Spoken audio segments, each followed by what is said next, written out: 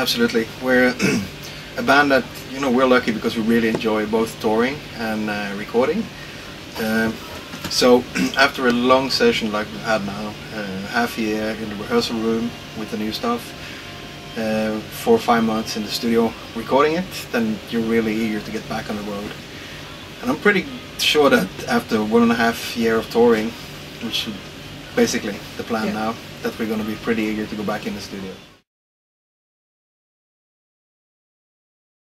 Yeah, we'll actually be doing 3 songs from the new album already tonight, which is, I guess, a little bit unusual, seeing that the album's not out in the UK before next Monday, you know, but we like doing unconventional things. So we're going to play the 2 first songs, Ethic Odini, Rido, and also the 4th song of the album called The Beacon.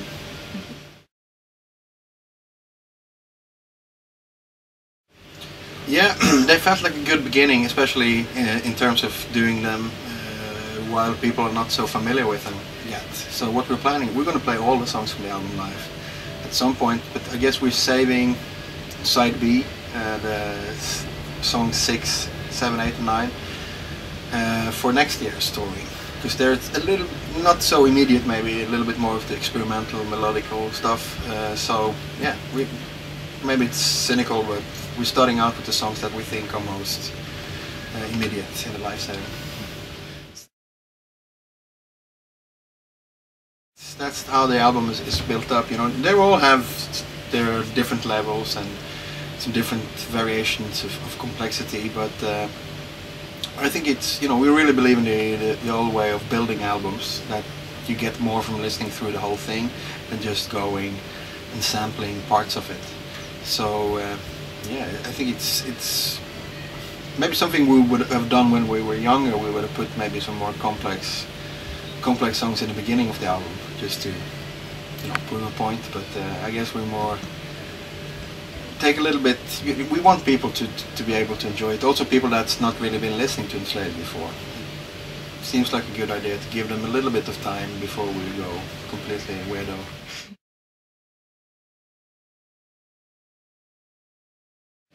Feeling really good about it. We've been extremely happy with the album, both, you know, the songs, but also the production. We're really proud of. We've, for the first time, really produced it ourselves, and we're really proud of what we've achieved with that. The feedback, it's been immense. It's you know, people seem to. I think, of course, there's always a few people who dislike what you do, and that's happening too, but the people who's getting into the album, they seem to be really enthusiastic about it, and that sort of, you know, that rubs off on us too, so we're getting more excited by the band.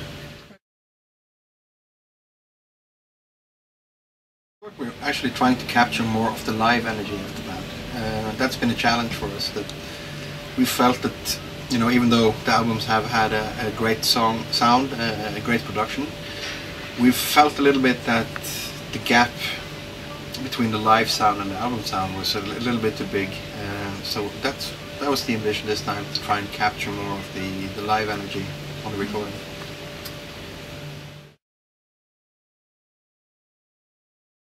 Yeah, it's a sort of a, you know, maybe not so much a concept, more of a red line going through it. There is a lot of the philosophical, like, concept behind it is, I guess, discussing, contrasting the ethics of nature, so to speak. You know, if there is anything like pre-made laws that's inherent, yeah, that's sort of already there in the universe, or if it's all subject to, you know, subjective thinking, and trying to explore. We've used Axioma Ethica, is the Latin translation of The Laws of Odin, a book that's written in the Viking era, which is not maybe so much about the mythological or figure Odin, but more about, you know, thoughts and philosophy and ethics of those times, which are, I would say, quite different from our modern day society based on the monotheistic religions and their ethics. So there's a lot more of the perhaps and so different solutions, not so much like the Christian or Muslim versions, which seem to be very much focused on this one solution to everything. So a lot of, that's I guess the core of it, and then we're spinning off in all kinds of directions from that subject.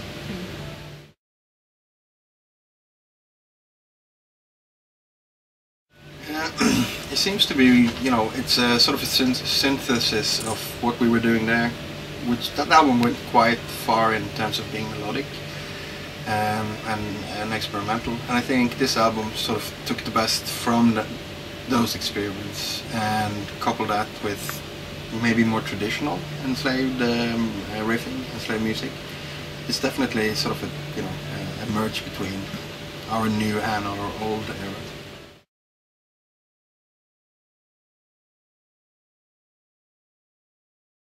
Yeah, we're trying to mix it up. We're trying to preserve that melodic edge. There's a lot of, emotion and atmosphere that can be conveyed through the melodic way of doing things, because this, pure aggression has its limitations on, what you can express with that. So, trying to get it all to fit in some kind of homogeneous direction, to make it intensive, to make it so that the listener can actually, hang on throughout the whole thing, so you're not just making a bunch of fragmented bits and pieces, going from that to that. So that's an ongoing, and I guess for us it's going to be like an eternal search to find the balance between the two.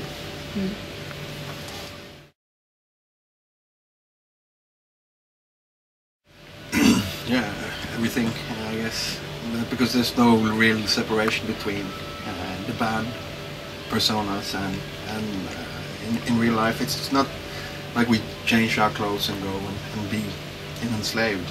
It's something that's going on all the time, and I think that the main ingredients is that we're really interested in music as a whole. So we're trying to discover new music all the time, keep an eye on the contemporary metal scene, and at the same time going back to the 70s, the 80s, and try and discover things. It's an endless universe, and then it's always the challenge when you find something like to see if there's how you can use that inspiration.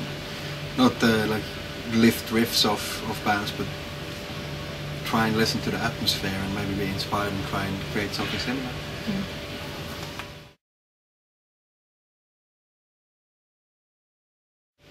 I think the main thing for me is that it includes so much of the different elements from our history that it's really it shows the band has found some kind of balance. It's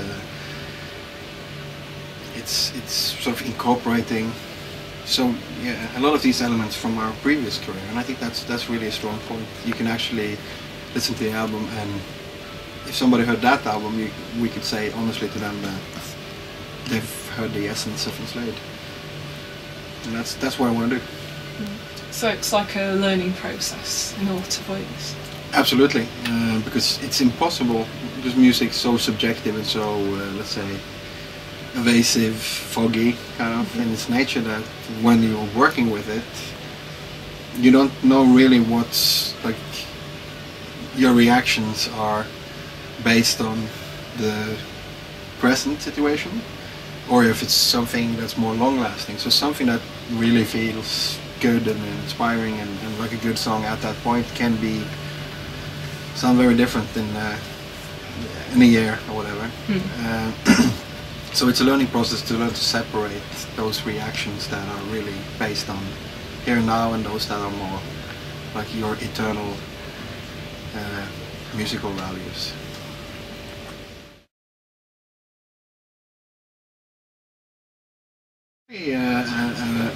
An outspoken intention now.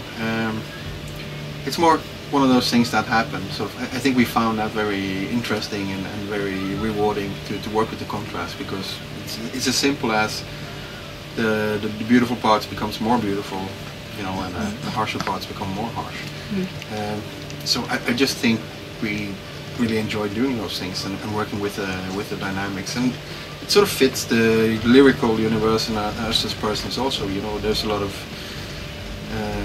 the darker energies and the aggressive things, but they are, that's one side of it, and all these more mellow and maybe lighter aspects are also important part for us.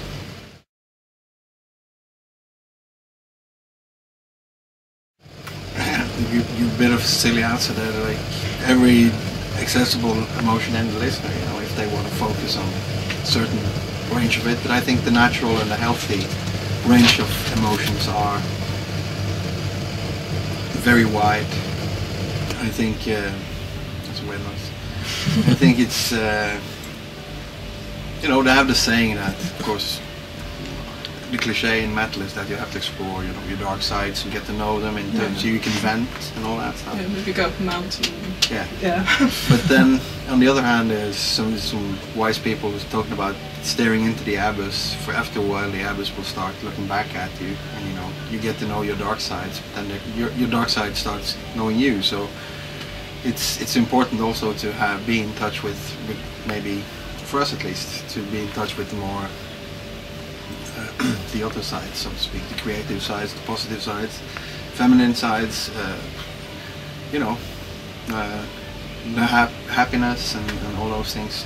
I think from our point of view, just focusing on one or the other, being, you know, the gospel people, being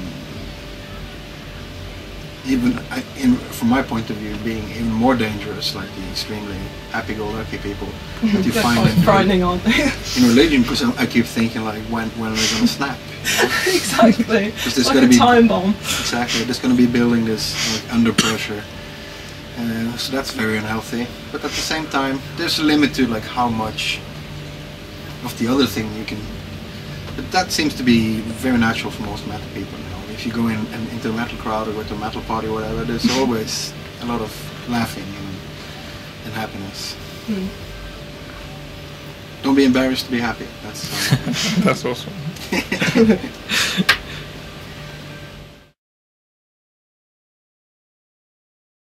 really prefer people to make their own sort of interpretations, because that's what we have to do ourselves. We work with the painter, and we sit down and we tell him about the lyrics, we tell him about the inspiration, our ideas, the discussions we've had while writing the lyrics, and he simply makes his visual interpretation of what he hears. So exactly what he's putting into it, we're not entirely sure of, and we try to avoid discussing that with him in too much of a detail. We want it to be sort of a mystery too. Mm. Number of years now. Yeah, it's his simplicity, and it's sort of I admire that, and I want to. That's something I want to do in my own music. The way that it's simple, and it's when you look at it, you immediately get what's supposed to be, you know. But at the same time, it is very high level of refinement and natural detail.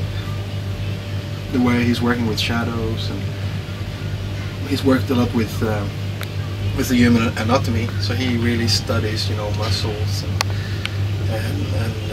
veins and skin and all those tones. So it's really symbolic, it's natural and quite technical at the same time. So it's quite an organic style, much like your own work. Yeah, I think we're both influencing each other to some extent. Absolutely. Cool. We're doing these two shows, London today, Paris tomorrow, and then we're going back to Norway, doing a little Norwegian tour next week. And then we're heading straight back out to meet up with Dimir again and doing 2 weeks of touring in Europe. And then heading out to the US together with that, doing US, Canada. And then we're doing a little week of touring in India just before the Christmas holidays. Cool. Well, I hope everything goes well with the touring. Thanks for your time. Thanks a lot, Lady. Cool.